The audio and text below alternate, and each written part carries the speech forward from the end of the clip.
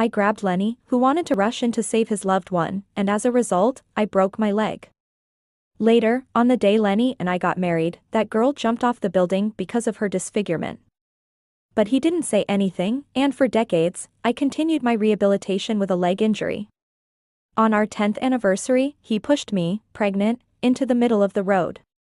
Before he turned away, he asked me, "Rose, have you experienced this feeling of helplessness?" As the car ran over my body, I finally realized how much he hated me all along.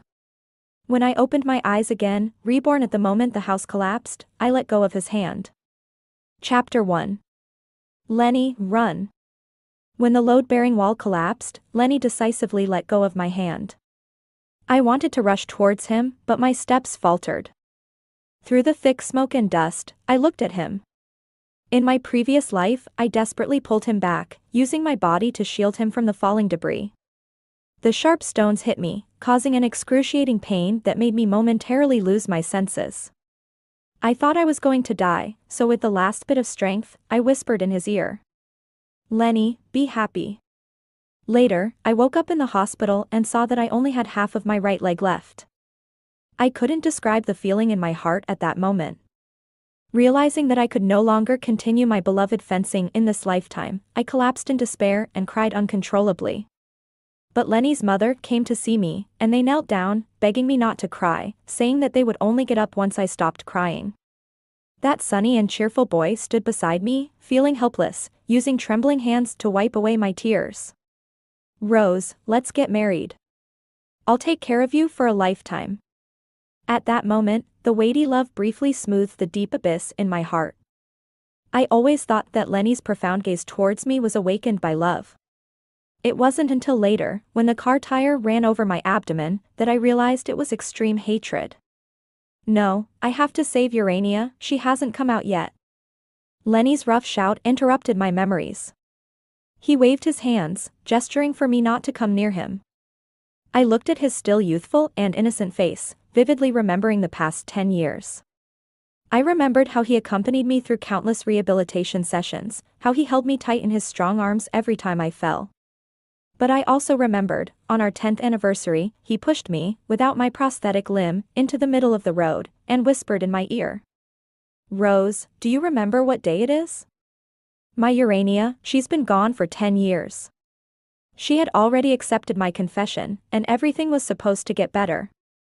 I want you to experience this feeling of helplessness too."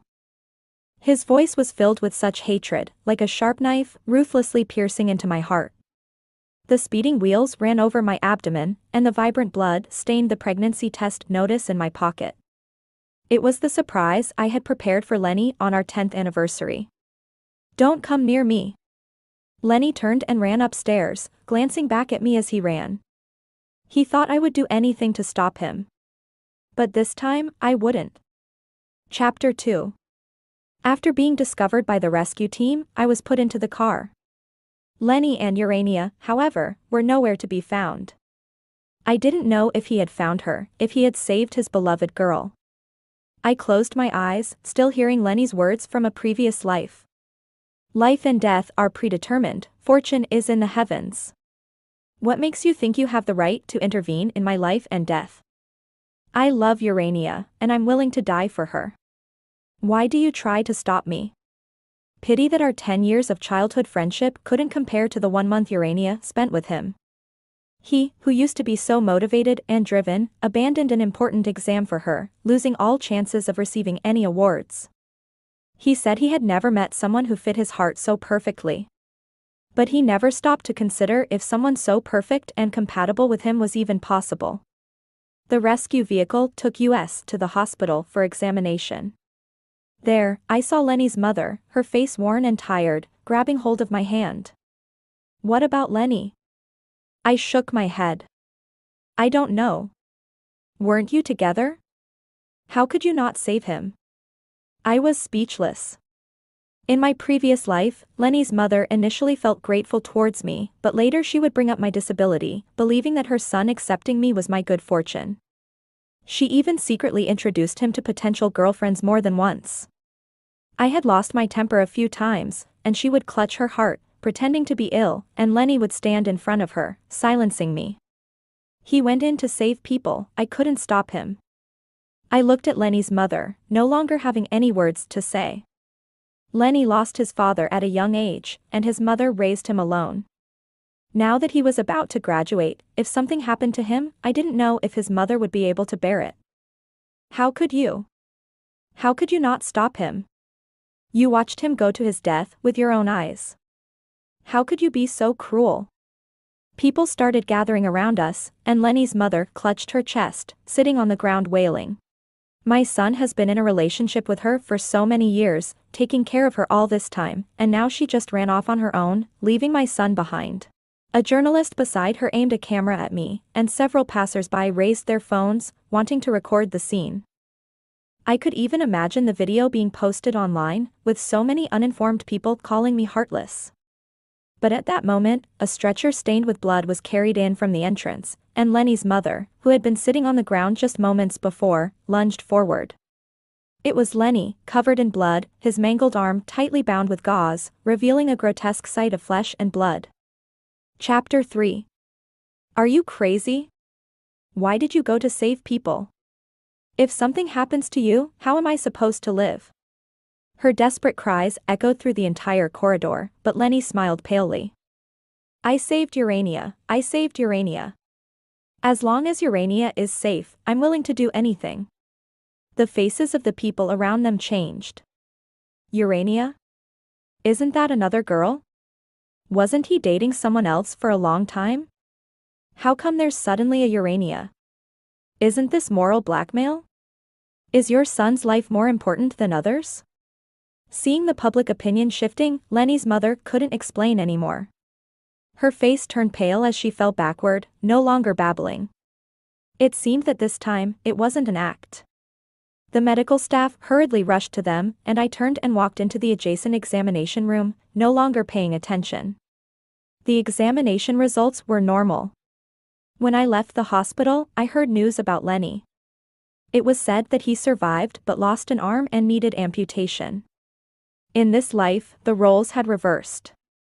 The injured person became him, and the one who saved his loved one became him as well. In the future, I hope Urania can accompany him smoothly on the path ahead. I stood outside the ICU, looking at the flashing red light, and the face of Urania from the previous life appeared in my mind. When the walls were shaking and everyone was running out, Urania held her phone with a determined tone. Tell me you love me, or I'll die right here. I won't run, Scott. If you don't promise me, I won't live. I had seen her on and off relationship with that senior from the directing department, and I had heard her mocking her female friends, saying, Lenny? I'm just playing with him. I'm not serious. How would Scott know what it feels like?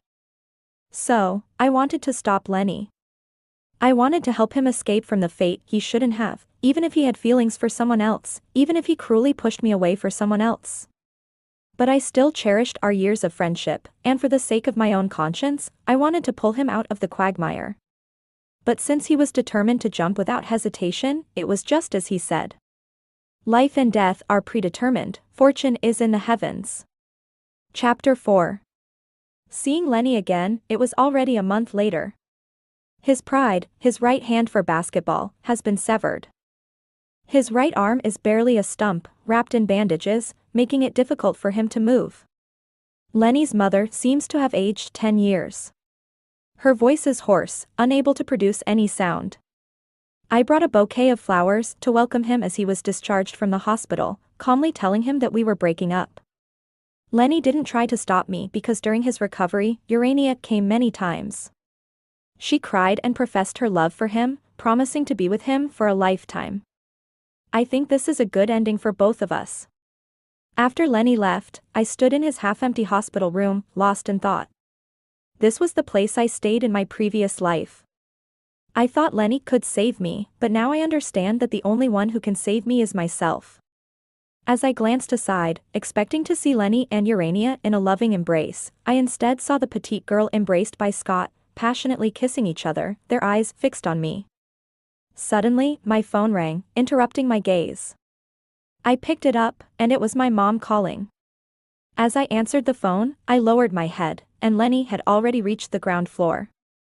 Scott was nowhere to be seen by Urania's side. She rushed into Lenny's arms, holding a bouquet of vibrant roses, with a smile of pure happiness on her face. "Hello, Mom." I answered the phone, but my gaze never left the scene downstairs. Unaware of everything that just happened, Lenny wanted to embrace Urania, but struggled with his missing arm, failing in the end. "Rose, where did you go?" My mom's voice sounded urgent on the phone. In my previous life, she was devastated when I broke my leg, but she never blamed Lenny. However, after we got married, she mentioned a few times in private that Lenny was deep and mysterious, unsure if he was a good choice. But Lenny was always so obedient in front of her, and he was especially gentle with me. I even had a few arguments with her, telling her not to overthink things. After being reborn, I finally understood that it was intuition, an intuition born out of love. If only I had listened to her words earlier, perhaps the outcome would have been different. "Don't worry, Mom. I've already said goodbye to Lenny." I softened my tone, but in that moment of looking down, I felt an electric shock throughout my body. Scott, not far away, with his hands in his pockets, stood among the flowers, looking up. When our eyes met, a mischievous smile played on his lips. He brought his index finger to his lips, making a shh gesture. There was a hint of danger in his eyes, as if warning me not to speak out of turn. Chapter 5. In fact, it is not surprising that someone like Urania, with her abundance of admirers, is flourishing romantically. Even in the performing arts department, where beautiful women abound, she stands out with her captivating presence. Her narrow and deep eyes seem to be filled with a galaxy of stars, possessing a mesmerizing charm when she looks at others. It is said that several renowned directors have already offered scripts to Urania, but she has declined them all, stating that she wants to save her debut for Scott. Unfortunately, in my previous life, her proud face was marred by the earthquake, and her beauty was completely destroyed. At that time, Lenny had left me, who was in the midst of post-operative recovery, to secretly visit Urania. However, without exception, he was rejected every time. He always thought that Urania refused to see him because of her disfigurement, and that she had given up hope because I forced him to marry me. Little did he know that on the day Urania jumped off the building, Scott posted a status update with a photo of him holding hands with another girl, exuding a sweet and enviable affection. Sadly, even after 10 years of hardships since losing my leg, I never managed to make up for the regret Urania left in Lenny's heart. He attributed all of her suffering to me, without realizing that she never considered him significant from the beginning to the end. Back then, I was almost in despair, and now I realize that my so-called infatuation and Lenny's oblivious one-sided affection are no different. Chapter 6. When I returned to school, it had already been partially rebuilt. We were facing graduation, and everyone was sending out resumes. In my previous life, Lenny excelled in every aspect, and his dignified appearance quickly caught the attention of HR personnel. But now, he can only sit in front of small companies that show no interest, clumsily writing his name with his awkward left hand. Although most companies didn't say anything directly, the look in their eyes when they glanced at Lenny was more sympathetic than admiring. The despair I once experienced, viewing it with cold eyes, he is now experiencing it firsthand. "Rose, I'd like to ask about your attitude towards career and family relationships." The interviewer in front of me held my resume, looking interested. Single young women always face some degree of scrutiny during job interviews, and I understand that. I turned my head, memories dancing in my mind, and after a moment, I spoke firmly. I was born to be a mountain, not a stream. The interviewer had a moment of surprise, but after a while, she smiled gently and nodded. "All right, Rose. One last question. You have chosen the position of wheelchair fencing coach. Can you tell me what special significance it holds for you?" My hand, which had fallen to the table, reached down to my right knee. I slowly rotated my ankle, the joy of rediscovery still lingering in my heart. In my previous life, I faced repeated setbacks, and I developed a deep hatred for the sport of fencing that I once loved. Every time I saw my favorite competitions on TV, I would go mad and smash the television. It wasn't until much later, when my state of mind calmed down a bit, that I tried to understand wheelchair fencing. The female coach I met at that time handed me a sword and said that even without legs, as long as I grew wings, I could still fly. Unfortunately, by then, my physical abilities had deteriorated, and it was difficult for me to pick up my dreams again. Since I have the chance to start over, and since I understand the pain inflicted upon me, I want to share the joy of life with more people. Faster, higher, farther for me is a testament to willpower. I believe that physical limitations should never be a prison for pursuing dreams. Those were the words spoken to me by the coach in my previous life, and they are now my belated consolation to myself. Chapter 7. At the end of the show, I saw Lenny and Urania. She stood by his side, particularly eye-catching, with a sweet and gentle voice. "Lenny, don't worry. It doesn't matter if you don't have a job. I will take care of you for the rest of our lives." Upon hearing this familiar conversation, I smiled softly. Let me have someone I know introduce you to a job that's not too tiring but pays well. I don't need your introduction. I don't believe that it's possible for no company to want me. Urania, give me some time, trust me. Urania obviously didn't like Lenny. She was considerate towards him, probably not wanting to face criticism and ridicule from others. But Lenny, a prodigy among men, how could he bear to accept the charity of a girl? To this day, he still insists that he has the chance to stand out. But by skipping an exam to accompany Urania to a competition, he left a glaring stain on his academic record.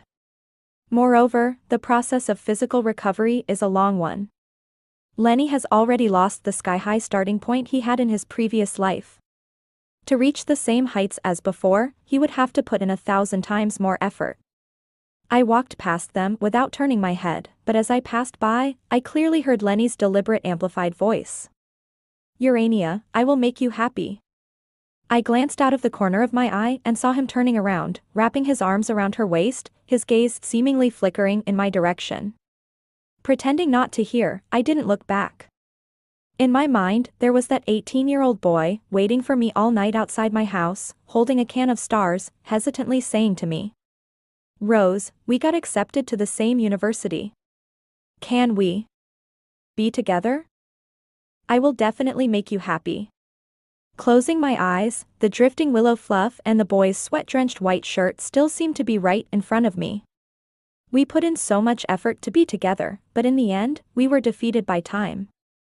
Chapter 8. Rose.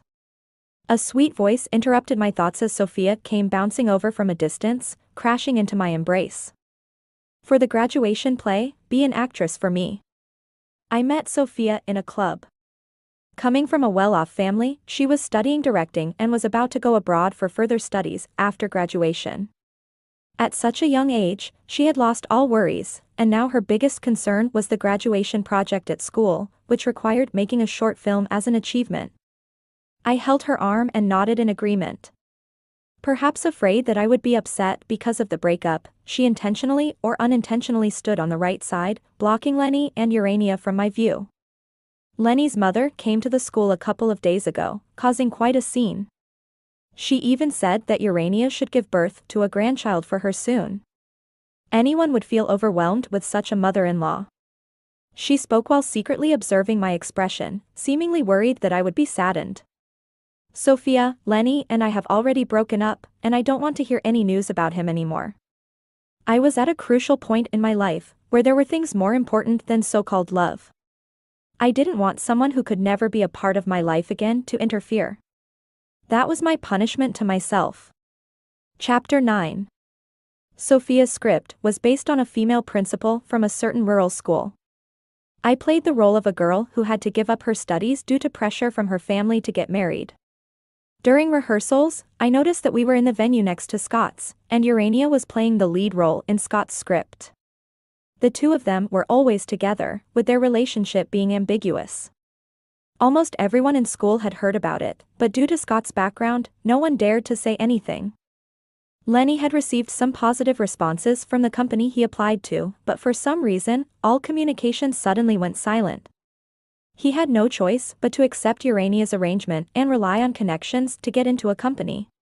It was said that the salary was quite good. but this also meant that he would have to be subordinate to others, becoming what he used to detest the most. According to the flow of my previous life, he should be undergoing rehabilitation therapy now. It was the most difficult period of time after losing a limb, repeatedly accepting his own changes and facing his most unbearable pain. Lenny's emotions started becoming unstable, and he needed Urania's company to fill the void in his heart. However, Urania's thoughts were not focused on him at all. In order to appear in the best condition on camera, she needed to sleep and wake up early, maintain a regular routine. Maybe because she was immersed in love, she became even more beautiful. During rehearsal breaks, I often heard her impatiently say on the phone, "I told you I'm busy. We have a meeting with the production team tonight, I don't have time to accompany you."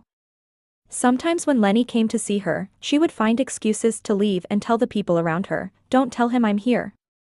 On Valentine's Day, Lenny came to see Urania with flowers, but Urania was busy rehearsing and didn't even acknowledge him. In front of everyone, Lenny couldn't help but get angry. He forcefully threw the bouquet to the ground and sternly questioned, "Urania, I called you so many times, and you didn't answer. What are you trying to do?" In the moment of silence, Urania didn't give him a good face. She, who always relied on her beauty to command attention from boys, had never experienced such humiliation before. Immediately, she retorted with a mocking tone, "Lenny, I'm busy.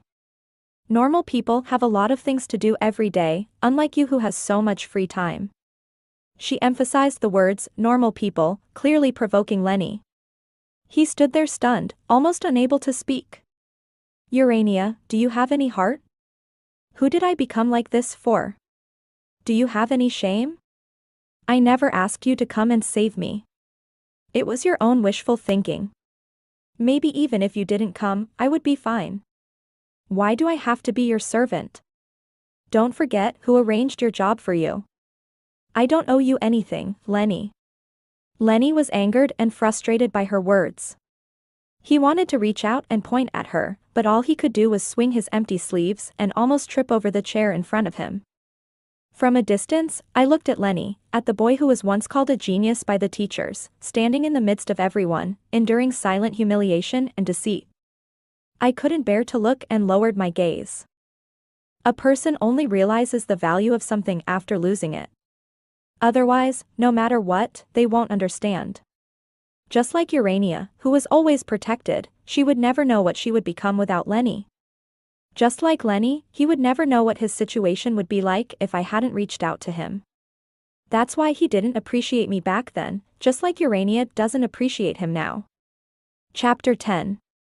That day, the rehearsal schedule was disrupted, so after everyone left, I stayed behind to continue practicing my moves. In the short film, I played the role of a martial arts actor who emerged from the mountains. I had to showcase my sword fighting skills at the end of the movie. However, since I had come back to life, my movements were rusty, so I kept practicing over and over again. Later, the lights on the stage went out, and in the dim lighting, I raised my sword to thrust forward, only to suddenly notice a blurry figure sitting in the audience. "Who's there?" I was startled, and my sword nearly slipped from my hand. "You're impressive." It was Scott. He raised an eyebrow, his dark pupils gleaming like a ghost. "Lenny isn't worthy of you." I thought he came to warn me not to speak out of turn, so I took the initiative to bring up that matter. "I won't talk about what happened between you and Urania." He chuckled, his features relaxing, with a hint of intoxication. "Urania isn't suitable. I want a leading lady like you. She's too delicate, while you're resilient like a wildflower." I caught a whiff of the scent of perfume mixed with alcohol emanating from him. I furrowed my brow and took 2 steps back. Scott considered himself a great artist, and his family was quite extraordinary, so he always flirted with others without being honest. Perhaps those girls had their own motives, silently enduring his harassment. But I glanced coldly at him and took 2 steps back. Who I'm with is my own business, and it has nothing to do with you. I took off my costume and intended to leave, but Scott caught up with me and grabbed my sleeve. "Rose, has anyone ever told you how different you are? If we were together, do you think Lenny would be upset? Do you want to see him come back and chase after you?" I admit, for a moment, I was genuinely tempted, but I quickly suppressed that thought. I don't need a man's pursuit to prove my charm, and I don't need a man's regret to prove that I'm good enough. My perfection doesn't require the accompaniment of any man or woman. I don't want anything to do with Lenny anymore. If you continue to disturb me, I will reveal everything I know to the public, and it won't be beneficial for you either. I coldly took off my costume and turned to walk out of the theater. Chapter 11. After that day, Lenny started giving Urania the cold shoulder. He no longer came to the theater to see her, nor did they appear together at school. He thought this was a punishment for Urania, but little did he know that this was exactly what she wanted. On my birthday, Sophia rallied the entire cast to celebrate for me. That day, while we were at the hotel, I received a nameless text message. Rose, happy birthday. The address made me instinctively think of Lenny. He addressed me like this in the first love letter he wrote to me when we were 17. But without much hesitation, I pressed the delete key. When I came out of the hotel, I was surrounded by a crowd as I walked back to school. I was a bit intoxicated, and several boys walking by my side tried to reach out and support me, but hesitated and withdrew their hands. I noticed it all, but remained silent. When we reached a street lamp, I saw a tall, thin figure standing there desolately. The boys by my side noticed him first and silently walked away. Rose. Lenny's voice was filled with restrained emotions, but I could still sense the turmoil within. Happy birthday. After a very brief exchange, I nodded. Thank you. He held an ugly paper star in his left hand. I didn't fold it well. As he took a step forward, I took a step back. A gust of wind blew by, causing the paper star to scatter on the ground, but neither of us bent down to pick them up. I'm going to Beijing to get a prosthetic limb. His voice carried a hint of subtle grievance. Throughout our 4 years together, I never missed any of his significant events. I was always by his side during his most difficult times. During our sophomore year, when he injured his arm in a motorcycle accident, his shirt was stained with fresh blood. But he still silently brought the birthday cake he had prepared for me and placed it in front of me. However, as I rolled up his sleeve, the tall boy who was taller than me pursed his lips and tears fell uncontrollably. That seemingly invincible person appeared so vulnerable in front of me. But now, during this unbearable moment, I will no longer be there for him. Good luck. There was no trace of a smile on my face as I coldly uttered those words. Rose, why are you so heartless towards me? Can't we even be friends? A few people nearby looked over with questioning expressions in their eyes. I lifted my gaze and stared directly at him. Lenny, don't call me that way. You don't deserve to. You think your old feelings have resurfaced, but in reality, it's just your desire for warmth from me after being abandoned and neglected. But you should know that someone like me cannot tolerate even the slightest betrayal. When you insisted on pushing me away, you should have understood that we can't be friends anymore. Lenny, don't try to use your so-called deep emotions to manipulate me. Life and death are fated, wealth and status are beyond our control. That was your choice, and you have to bear it yourself. I smiled at him and then turned around, walking towards my friends as we headed off into the distance. Chapter 12. The days before graduation always pass by quickly. In the daily rehearsals, time unknowingly flew by and it has already been a month. Scott started sporadically sending me expensive gifts, sometimes a luxury brand ring hidden in a bag, sometimes a limited edition dress that was hard to find. I knew it wasn't love at first sight, just a game for Scott to pass the time. I didn't pay much attention to it because I had already received an offer from the provincial coach. I started getting involved in coaching and my plan was to train the newly formed fencing team. In 3 months, I would lead them to an important competition. On Urania's birthday, Lenny suddenly returned. He came back with his mother, wearing new prosthetic limbs on his arms. They deliberately chose this day to surprise Urania and break the ice. These words were spoken by Lenny's mother, who had gone through so many ups and downs. She looked much more worn out and was unusually gentle towards me. Rose, Lenny is like a child who never grows up. Always causing people to worry. You've known him for so many years, you understand him. Sometimes, in a fit of impulsiveness, he does extreme things, but deep down he is sentimental. In the past, she had said similar things about him to other women, the meaning was clear. Now, it just made me feel disgusted. No one is a perpetual child. He is a grown man and should take responsibility for his actions. As for his sentimentality, it has nothing to do with me. He has a girlfriend now, you should talk to her. After saying this, I tried to leave, but Lenny's mother held on to me. Auntie values you and is willing to matchmake you. Otherwise, as you know, he has a good relationship with the current girl and has a job. To put it bluntly, if Lenny hadn't lost an arm, it wouldn't be your turn. Whenever she talked about her son, she still had a proud tone. It seemed that she hadn't told Lenny's mother about him using connections to find a job or his arguments with Urania. Lenny's mother didn't actually like me. She just thought Urania was not well behaved enough, so she wanted me to take over this mess. In the past, I had experienced how difficult she could be. I was a bit curious about what kind of sparks would fly when this pampered princess met Urania, who couldn't stand the slightest injustice. Then I wished them success, alright? I wish them a long and happy life together. You don't need to go to great lengths to matchmake us. I am not deserving of your precious son. Lenny's mother let out a cold snort, grabbed her bag, and huffed away. But in that moment, when her hand was in front of me, I noticed her fingers were swollen like drumsticks, a clear sign of clubbed fingers. It seemed that her heart condition had worsened. I immediately changed the subject, afraid that saying anything more provocative would upset her. Mom, come on, let's go find Urania. Lenny's voice came from the hallway as she opened the door. Then, a group of people entered, lively and filled with laughter. I closed the door, crouched down, and silently organized the props. Sophia said that Lenny booked a large hotel, so many people from both crews went there to join the fun. Naturally, I wouldn't participate. Once I finished packing, I left.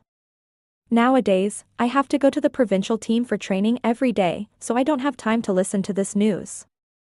However, as I reached the school gate, I saw an ambulance rushing in, and groups of students running towards the performance building. Hurry, hurry. I heard that a senior from the acting department was caught cheating by her boyfriend. Chapter 13. Later, Sophia told me what happened. She said that on that day, a group of people eagerly pushed open the door to the dressing room, expecting to see Lenny and Lenny's mother. Instead, they saw Urania and Scott embracing in disarray. Lenny, upon seeing this scene, stood frozen in place, unable to utter a word. Lenny's mother was even more enraged, her face turning pale. She rushed forward, grabbing Urania by the hair, intending to hit her. But Urania kicked her in the chest, knocking her down. Lenny also stepped in to help, engaging in a scuffle with Scott. All of this was captured by someone in the crowd, who had been holding a camera to record the surprise. I waved my hand, indicating that I didn't want to hear any more, but Sophia continued. It's not over yet. In the chaos, someone accidentally pushed Urania, and she fell to the ground, bleeding profusely. I was completely shocked, and I choked on my drink. I heard that Urania was already 3 months pregnant. Now, the child is gone. I wonder how they will handle it in the end. Calculating the timeline, Lenny and Urania hadn't been together for 3 months. I didn't know how Lenny, who was unaware of this news, would react. Lenny's mother is also in the hospital. It seems her heart condition worsened, and she was almost not saved. She's still in the ICU. Rose, you're really lucky. Breaking up with Lenny back then was the right choice. Don't get involved in this messy situation they have now. You're fortunate. Lenny was always smooth when he was with you. It's a pity he didn't know how to cherish it. He deserves the situation he's in now. Sophia continued to talk animatedly, her words a bit extreme, but I knew she was standing up for me completely. Alright, Sophia, let's not mention Lenny anymore. He's just an ordinary person I've known for a bit longer now. Let me show you the young girl in our team from the other day, look at how beautifully she executes her moves. I took out my phone, and on the screen was a girl who had lost her legs due to polio, raising her sword high and skillfully delivering a decisive blow to the throat to her opponent.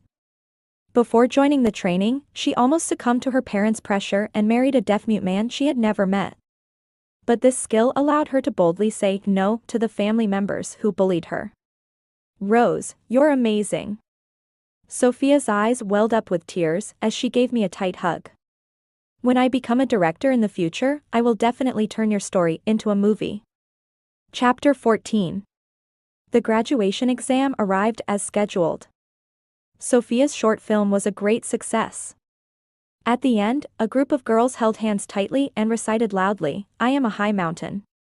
Amidst those recitations, I put on my fencing uniform and showcased my swordsmanship on stage. I desire to overlook the mediocrity of the ordinary valleys from the pinnacle of the mountains. As my flowing robe soared, I seemed to see a speeding car and a woman sitting helplessly in a wheelchair, her eyes filled with tears, singing in despair. "Save me, who can save me?"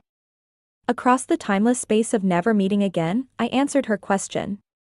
"I will save you, I can save you." And so, the traffic came to a halt, the bulging belly returned to tranquility, and I grew legs again, standing up and pulling myself to safety amidst the swirling dust.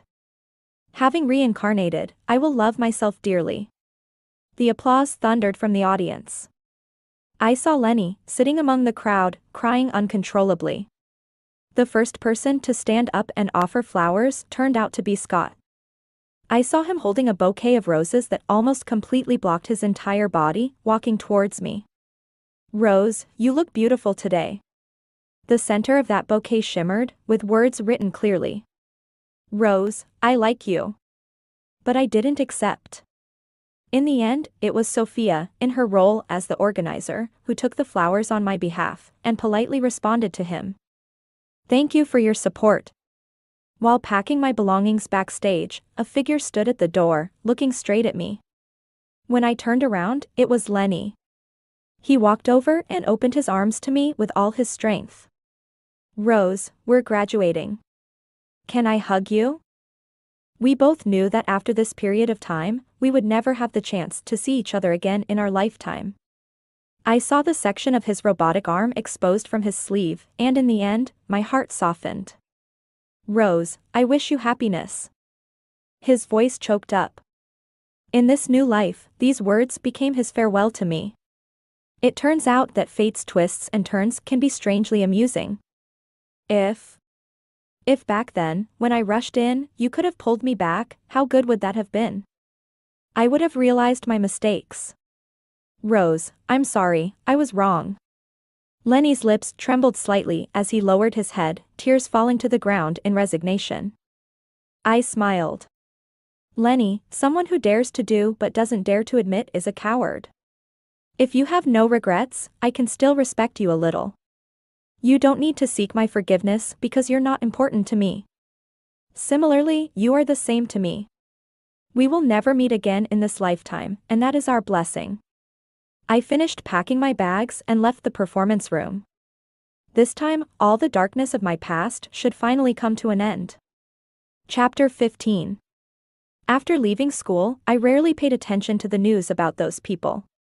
I only learned about Lenny's mother's surgery, where she had a severe bleeding episode and almost couldn't make it through the operation, Urania causing a scene at Lenny's house, and Lenny struggling to pay for the surgery after losing his job and asking classmates for loans, all from Sophia.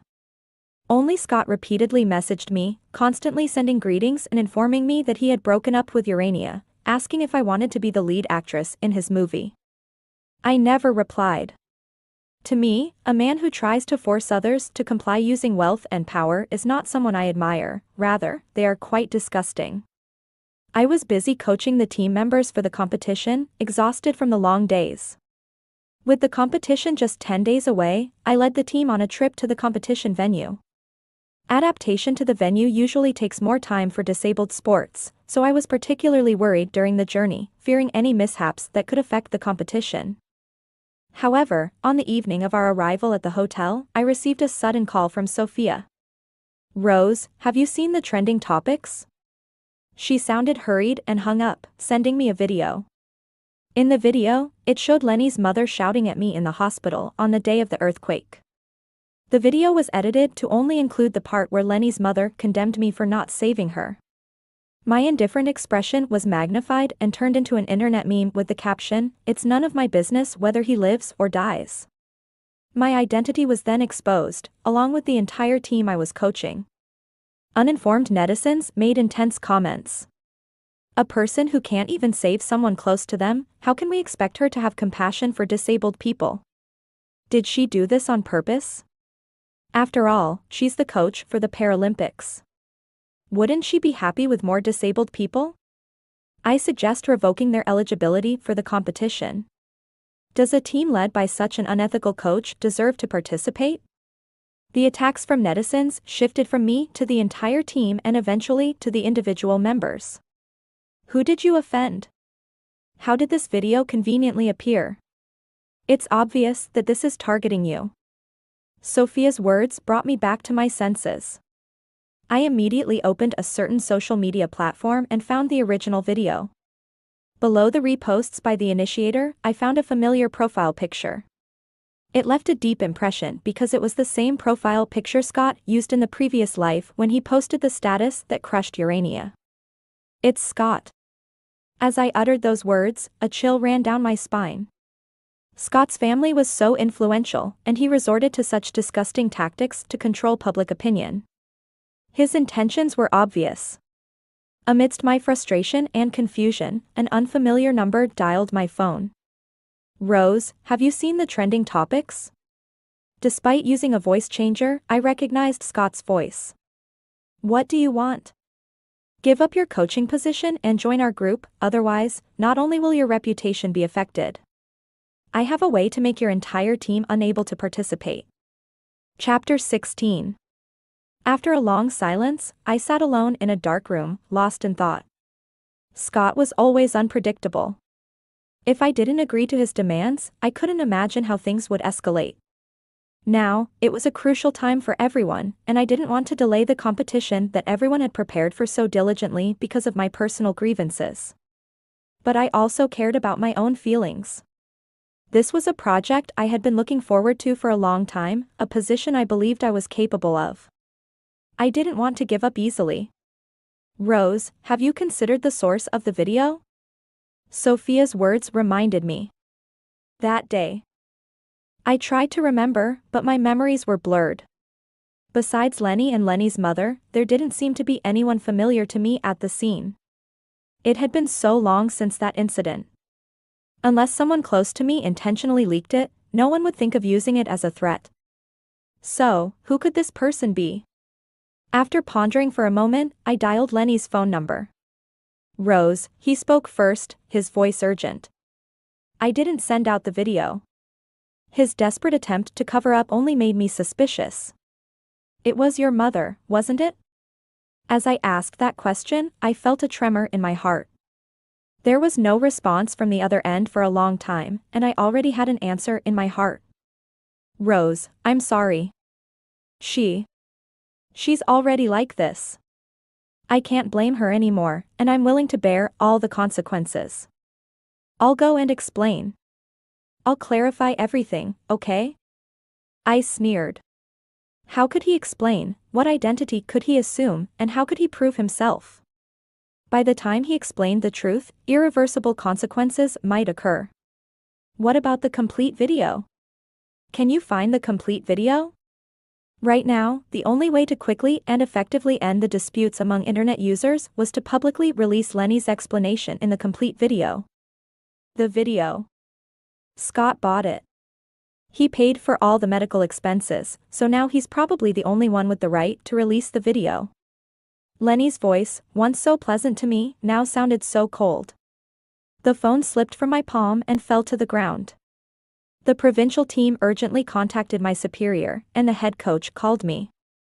I answered, expecting to be scolded, but the other party spoke gently. "Rose, don't worry, we're figuring things out." In my mind, I couldn't help but recall what I said to her on that day at the audition venue. Physical limitations shouldn't be a hindrance to pursuing dreams. My team members had already experienced so much hardship. Many of them saw this competition as their only chance in life. If they couldn't win and enter the national competition, they would face the prospect of going home and getting married. This was not just my dream, but the dream of everyone on the team. Did I really want to let Scott destroy everything? Blame it on me. I'll give up my coaching position and let the kids compete normally. We'll figure things out after the competition. But I knew that once I chose to compromise, it would be a stain on my career, and it wouldn't be easy to make amends in the future. But the situation I faced was so dire, let alone my team members. They had come this far, exhausting all their courage. I couldn't be their obstacle. I quickly packed my things and called Sophia. Sophia, where are you? I need to find. But before I could finish my sentence, Sophia screamed. Rose, it's reversed. Look at the trending topics. Chapter 17. The news of the complete video being released quickly shot up to the top of the trending topics in the city. In the video, Lenny's tearful explanation completely changed the direction of public opinion, shifting the focus to the connection between Lenny and the mysterious person named Ura. In less than half an hour, the trending topic was completely removed, the whole process done swiftly and cleanly.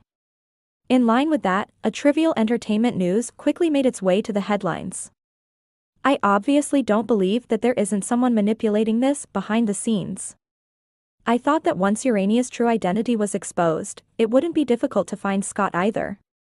So, Scott probably didn't want things to escalate any further. However, I still don't know who was able to outsmart Scott's plan and release the complete video with a single blow. After this incident, Scott never contacted me again. The competition was being prepared in full swing, and all of these events seemed to be just a minor incident in the process. The subsequent development went smoothly, and the team I coach overcame all obstacles in the provincial competition, performing exceptionally well. The top 3 spots in the competition were all taken by my team. The girls shone with smiles in the flashing lights, pushing their wheelchairs and embracing each other, accompanied by the song Starry Sea. And precisely because of the small setback before the competition, more people paid attention to the event. The girl who came out of the mountains won the championship, and soon some advertising companies contacted her, promising to cover all her future training expenses. Amidst the cheers and applause of the crowd, I received a phone call. As I pressed the dial button, an unexpected voice sounded in my ear. Rose, you're truly amazing. That voice was distant yet familiar, instantly pulling my memories back to the previous life. Chapter 18. In that dim hospital room, a real-time news was playing on the wall-mounted television.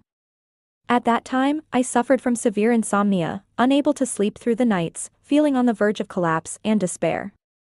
Until one evening, as I half sat on the bed, I listened to a determined and gentle voice of a female journalist in an interview, recounting a text message. Surprisingly, a sense of tranquility washed over me, and I started to feel drowsy. Later, during those unbearable days, I got used to letting that voice accompany me to sleep. Until that day, her face appeared on the live news. They said that a journalist responsible for post-disaster interviews had plunged to her death from the 17th floor of a hospital. The summarized cause of death was that witnessing too many injured people during the earthquake had stimulated her, leading to a desperate act of self-destruction. The program replayed snippets of her interviews from before, every time offering comfort, with a resolute and uplifting tone. I didn't know what had happened to her that would make her suddenly jump to her death overnight. I just felt that the whole incident had an underlying sense of inconsistency. Now, as I hear this voice again, my eyes became moist in an instant. We arranged to meet at a cafe. Did you release the complete video? The person in front of me is named Gil, with a round face that gradually overlapped with the corner behind the camera when Lenny's mother was pulling it that day. I'm grateful that this tragedy didn't befall her in this life. It was me. Her voice still sounded so pleasant, soft and flowing like a gentle stream through my heart. Why did you help me? Since Scott was able to use such evidence to threaten me in the beginning, he must have ensured that all the crucial evidence was in his possession. And to achieve that, there were only 2 ways: money and power. As a journalist, she probably couldn't wait to use the evidence in her hands to exchange for Scott's connections and resources in the media industry. Even if that wasn't the case, there was no need for her to risk offending him by supporting me. My daughter is paralyzed. She lowered her head slightly, a tinge of redness appearing at the corners of her eyes as she began to speak. On the day of the earthquake, we had planned to go to the park together, but I had to go for an on-site report at the last minute, so I left her and my husband at home. Later, she had her legs crushed by a falling pillar. What about your husband? She smiled faintly. He was staying in a hotel downstairs with someone else. I found out about it later. The image of the hospital where she fell in the previous life flashed in my mind, and I guessed that it was likely the place where her daughter received treatment. My daughter loves dancing. Her teacher said she has great talent and wanted to recommend her to the best dance school. Her voice choked. She's so young, how can she handle all of this? She resisted treatment and her condition was always poor, until... She looked up at me. During the post-disaster reconstruction, I attended the autumn recruitment at your school, and I heard what you said. I told my daughter your words and showed her videos of wheelchair fencing. She cried for a long time that night, and the next morning, she told me, "Mom, even in a wheelchair, I can still dance." What you gave me, along with the farewell letter she had already written. I raised my head in astonishment and looked back at her, my mouth forming an O shape involuntarily. If it weren't for you, she might have died. If she wasn't in this world, I don't know if I would have the courage to go on. The black and white photos from the previous life seemed to still be in front of me, and my heart trembled suddenly. I had never imagined such an outcome happening to me. Scott contacted me and demanded an exorbitant price for a video, but I told him that the camera was malfunctioning that day and I didn't record anything. Her daughter's serious illness and the ongoing divorce lawsuit with her ex-husband, these heavy difficulties undoubtedly required a large sum of money, a hardship she didn't mention, but I knew. If it weren't for you, I don't know what I would be. A gentleman is not swayed by etiquette and is willing to receive it. If a gentleman treats me with kindness, what more can I ask for? She looked at me, and her words were still resonant and powerful. I used to blame myself, thinking that I wasn't good enough to keep my husband and that's why my daughter had to suffer. But you said it well, we are mountains, not streams. Why should we stop because of small obstacles? What I should do is make him pay the price. If your story must have a savior with a twist ending, I hope it's a woman. Aren't we always fighting foolish men who cause chaos? Our swords can also be pointed at those cowards. She left with these words, and then she was gone. Chapter 19. When the entertainment news exploded, I was attending a celebration banquet for the fencing team. This time, Scott became the one who reached the pinnacle. What was exposed was the explosive news footage taken during Urania's birthday. In the video, the disheveled two of them hurriedly separated, followed by Lenny holding flowers, wearing a stunned expression. The relationship between the three of them was discussed, escalated, and ultimately ignited public opinion. I don't know how Gil managed to obtain this video from Scott's good friend, but I know that those who betray will eventually be betrayed, and those who gather for personal gain will eventually disperse when the gain is exhausted. This is the cycle of nature. Urania's performing career just started to take off when it hit a stumbling block. Netizens compared her to the girl in the video and took a long time to confirm it was her. It wasn't until I saw her recent photo that I realized the stunning beauty she once was has faded away. Seeing that there was no way to turn things around, her manager also came forward and publicly stated that Urania had become mentally unstable after the heartbreak, constantly undergoing plastic surgery. After several failures, her naturally beautiful foundation was completely gone, and in her early 20s, her face had become stiff and unrecognizable. Without that face, she became a complete scapegoat for attracting firepower, her reputation in tatters. Even the statement she made privately to her good friend. Lenny. I'm just playing around with him. If I didn't do something real, how would Scott know what it feels like to be hurt, was also exposed. I don't know if Lenny follows entertainment news, and I don't know what his reaction would be upon hearing this audio. In the end, the whole incident concluded with the revelation that the investor behind Scott was involved in tax evasion, and it was said that the self-righteous figure had a history of extramarital affairs and was ultimately exposed by his own former wife. Now, he awaits the consequences of the law. We will continue to follow the further development of the situation. This is Gil, reporting for our station. At the very end of the news, a familiar voice echoed in my ears. The woman's eyebrows slightly curved, her tone so light and graceful, yet with a sense of relief and detachment. Chapter 20. It has been many years since I last saw Sophia. After studying abroad and returning to avoid the pressure of getting married, she accidentally became a renowned director while striving to prove herself in the film industry. She reached out to me, saying that a movie based on my life was already in the works. Many talented directors emerged from her generation, but Scott, who was once highly esteemed, ended up in a miserable state. Nowadays, people in the industry have no idea about his whereabouts, proving that he has been completely forgotten by the world. Sophia asked if there were any specific lines I wanted to keep in the script, and I wrote a sentence for her. Many years ago, there was a person who lost hope in life.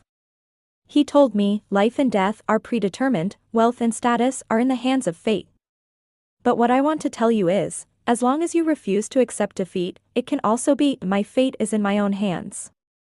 I told Sophia that I wanted the first group of students I mentored to be the inspiration for the characters in the film. The young girl who was once dark and thin had become a champion in the Paralympic Games. Every year, she would send me a photo, and in those pictures, the girl had shed her awkwardness and smiled radiantly. It was a beauty that rivaled Urania's, a beauty brimming with vitality. Sophia invited most of the students I mentored to participate in this performance.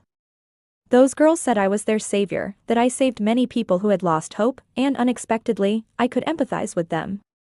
I gave many people the courage to embrace life. But no one knew that my initial desire was simply to save myself. Yet, in the midnight reverie, I heard the words of the woman sitting in the wheelchair. She said that when a person saves themselves and learns to love themselves, they emit a courage they never imagined. This power is what the world truly needs, the utmost value of becoming the protagonist in one's own life. And I am grateful that this time, I became the protagonist in my own world.